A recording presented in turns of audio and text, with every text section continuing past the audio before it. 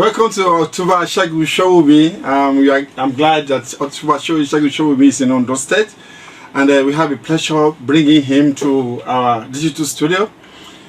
OTUNBA SHOWUNMI is a Nigerian, and also is described as a chieftain of PDP in Nigeria.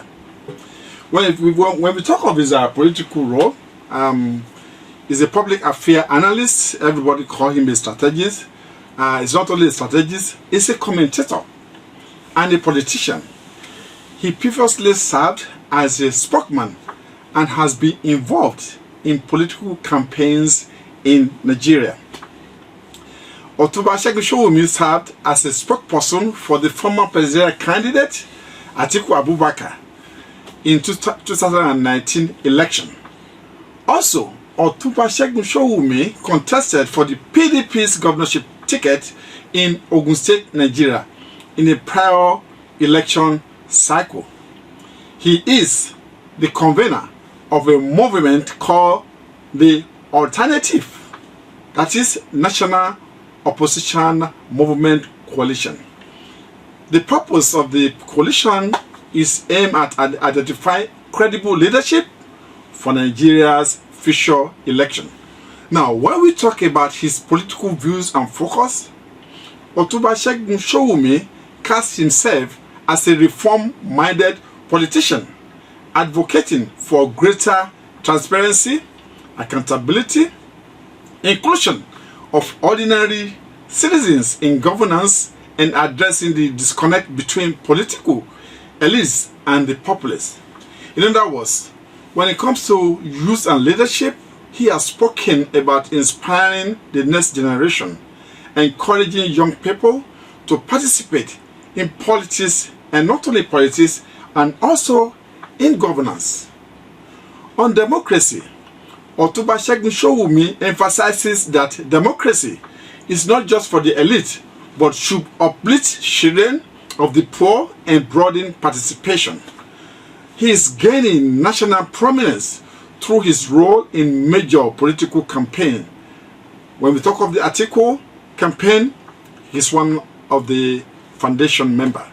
So he has been building a public profile as a commentator and also as analyst as we started this engagement in political movement and articulating the vision of Nigeria's futures, especially when it comes to leadership. Some of the commentary that has been ascribed to him has been his consistency and motivation.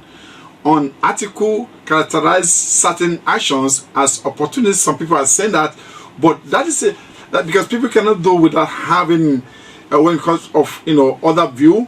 But right now, OTUNBA SHOWUNMI remains an active voice in Nigerians' politics and within PDP structure. For example, there are recent press releases praising him for his role in constructive opposition.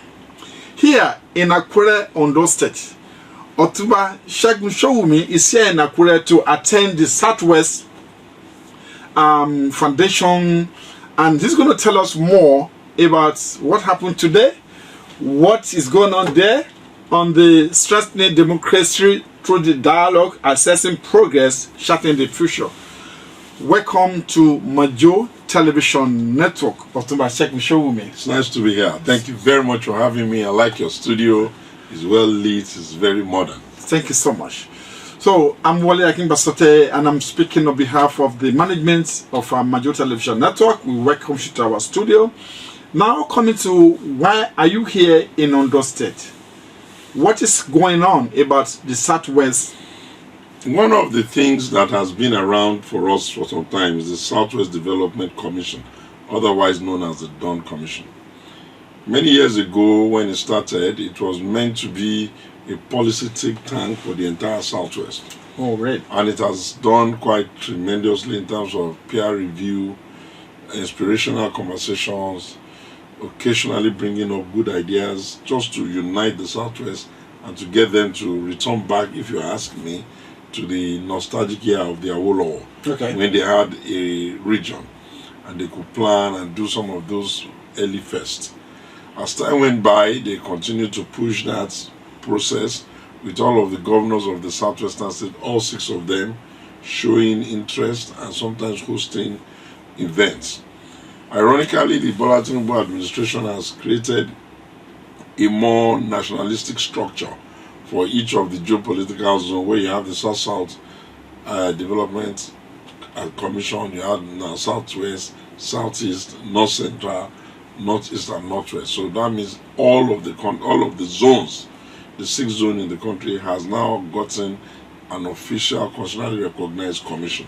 Wow. Now, when that has happened, you should know that the Southwest Development Commission is going to leap on that to figure out how to prepare the future. Now, what they had done today was to bring us into a dialogue and stakeholder town hall meeting of some sort, wherein members and leaders of the Bola Tinubu government were supposed to come and give back the assessment of themselves, feedback, and explanation of what they have been doing. They call this strengthening democracy through dialogue, assessing progress, and charting the future. It was a well-attended event at the Dome. The host governor, the governor of Ondo State, was on ground to receive people. The chairman of Southwest Governors Forum, who is the governor of Lagos, Governor Babajide Sanwo-Olu, was also was here. He opened up the chairman's comments. All the other governors were represented either by their deputy and in some cases by the secretary of the government of their states. The kings were well represented. The paramount rulers and all, the traditional rulers. All of the traditional rulers were. The Alake of Egbaland was here. The Alaafin of Oyo was here.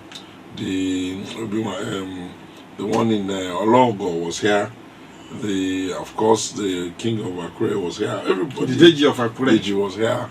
It was a well-represented array of kings from all of the nooks and crannies of the Southwest, as many of them as could make it. And the ministers were represented too. The coordinating minister of the economy was here, and as the minister of finance, Commissioner Minister Wale Edun's Excellency was here. The minister in charge of power was here, Adelabu. The minister in charge of the Minister of State for Health was also here, and the minister for marine economy and blue economy, the former governor of Osun State, Adegboyega Oyetola, was here. A lot of special advisors and senior special advisors of the president were here. It was a serious event. The Nigerians of all diaspora from the Southwest, of all shades of opinion, were here.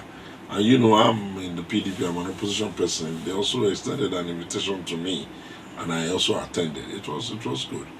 They spoke the much they could, relaying first what I can say, a sort of, this is where we met it, this is what we're trying to do, and these are the assurances we have that we will be successful at it. We engaged them well, and it was quite a useful event. I think what the high point for me today was the message by Sir High Chief Ruben Fashoranti, the highest leader of Afenifere in the country, at 99 going to 100. He sent a speech which was delivered for him by Senator Okoromu, who is also a very high-ranking member of the Afenifere movement, which was truly, truly inspiring. It gave you the happiness of knowing that the forebearers and the leaders of yesterday were really men of steel, men of character, who knew what they were doing. It was a unifying speech. There was a speech to call the Southwest to work together to pay less emphasis on party and platforms, but more to say that this is what ought us to do, and that it became a little bit unnecessary now for brothers not to be able to have a conversation only on the basis of political difference. That was a good speech. Because reading through this, the book that I have with me is a dialogue, strengthening democracy through dialogue, assessing progress, charting the future. So, as a political analyst and as a public analyst as well, how will you characterize today, and what is the aim of the Southwest Summit?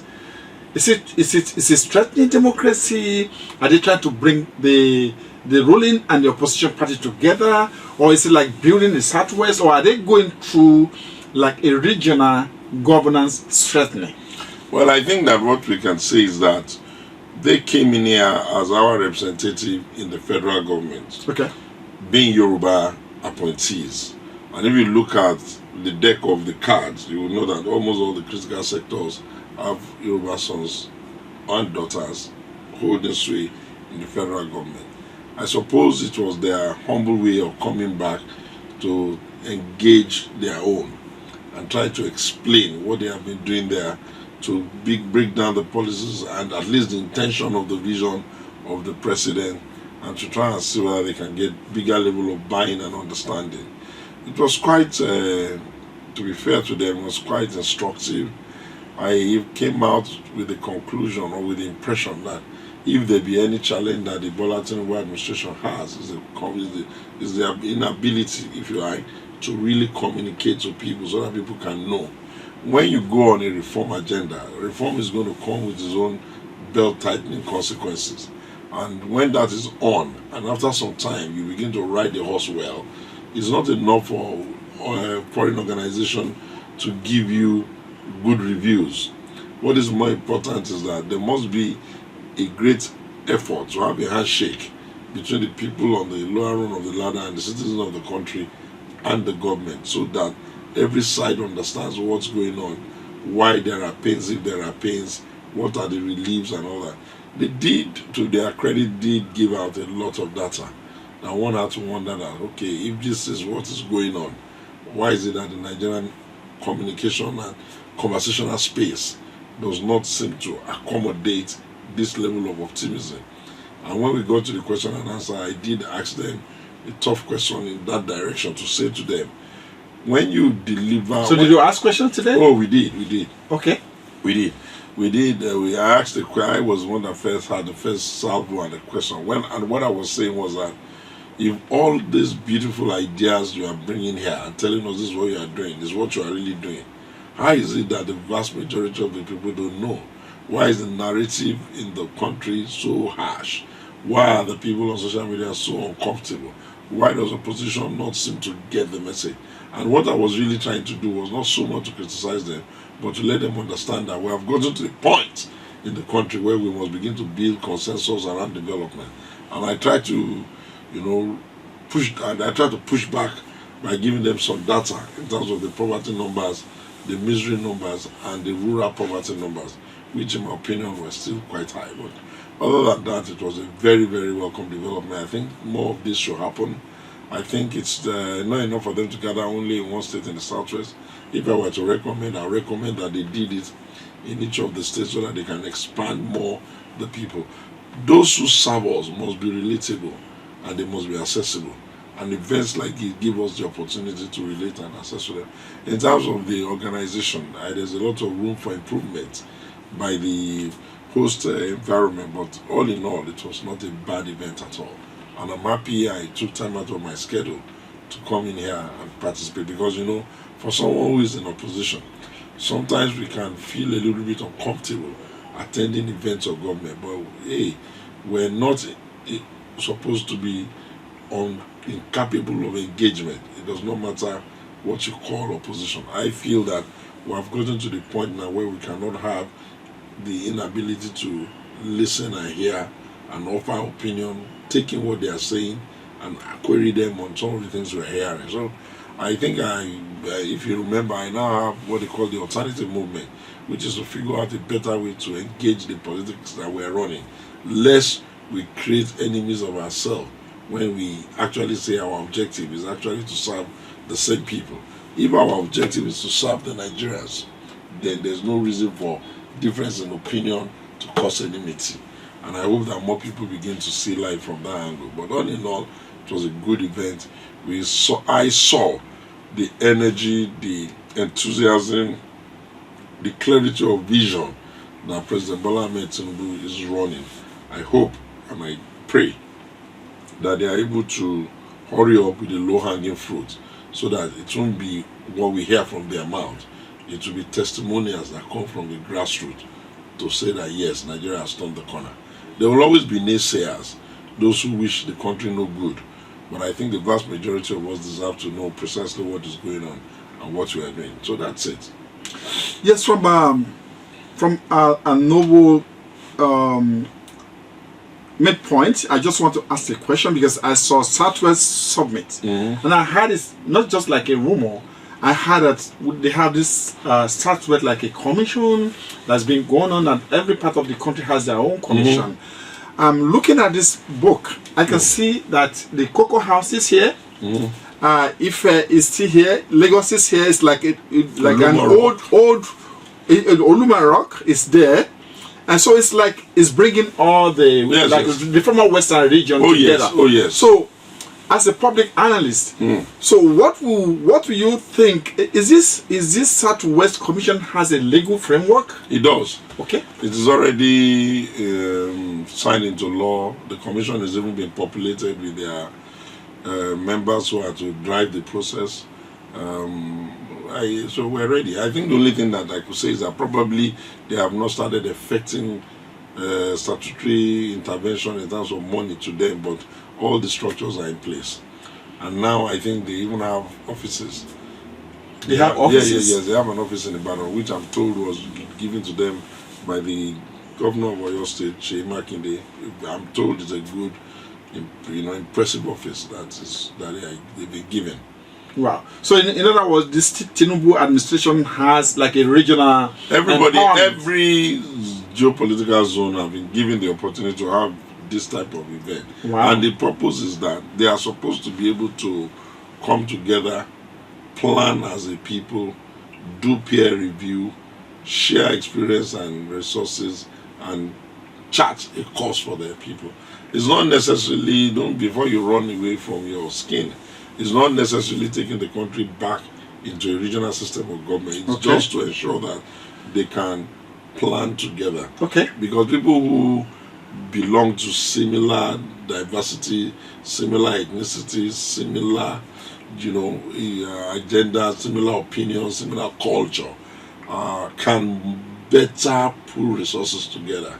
There is no point in thinking that what Lagos is doing, which is great, cannot be copied by the other, or they cannot key into it. Okay. Nor is it going to be right to say that what Ondo has invented or has gotten a hang on, others cannot, tap into it. So I believe that if they run it well, it will give them the opportunity of scaled up, unique advantages, so that everybody is bringing his best to the table, and they can have a bigger space to plan. And if they are smart and they work very hard, it may even begin to prepare them for the ability to be so self-sustaining that the Southwest may begin to compare itself maybe with other countries as against rivaling itself with members of the Nigerian zonal structures, so that Southwest now could give itself the target of maybe, if you like, Belgium, or give itself the target of Singapore, or give itself the target of Ghana or South Africa, and they don't have to limit themselves to only what they think they are doing, which they are doing very well compared to the other zones. But now what we're saying is that Southwest, unshackle yourself, get away from the romanticism of the previous Awolowo this, Awolowo that. Move it forward and let us find new ideas and let us break new boundaries and create new first, because all that is to make us do it exists here. Thank you, Otunba Segun Showunmi. Before we let you go from our studio, I will recognize that you have flair for diaspora people, and in particular, I know for a fact that you have some connection with Brazil, which is not Nigeria, of course. Now, looking at this book, I can read Turning Challenges into Opportunities, the Tinubu administration's midterm scorecard. Now, if you look at the face of Nigerians, what can you tell them, especially those people in diaspora?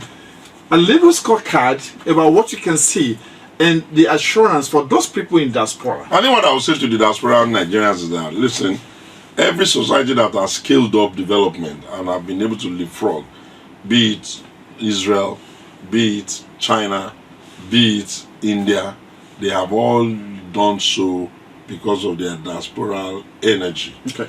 And by diaspora energy, I mean it is the diaspora people that come up with the creative ideas because they stay in other civilizations where they can see how things are run, and apart from money, bring the knowledge, the know-how, the capability, and the inspiration to push their countries forward. And every country that has been able to key in to a better usage of his diaspora citizen or resource has done well. So I think that going forward, the Nigerian people in the diaspora must understand your role and your duty is not to sit on social media and hate your country. Those countries you love and you enjoy so much, people, their own citizens built it. You must understand that nobody is going to call any other place your home apart from Nigeria. Okay. And you can start small. If you cannot access the country through the government, access it through your own citizen, through your cousins, your relative. Access it through your small businesses. Access it through grant. But better still, access it by coming home and inviting some of your friends to come and see your own area. There is always a beautiful story to tell about the numerous culture, tribes, languages, food, music, historical sites of here. And for the diasporas, Nigeria is home anytime. So partner with government, with your country. Let me put it that way. When you partner with your country, it wouldn't matter who is in charge of the country. Your eye would always be, what can we do to push it forward? Nations are going through quite a lot.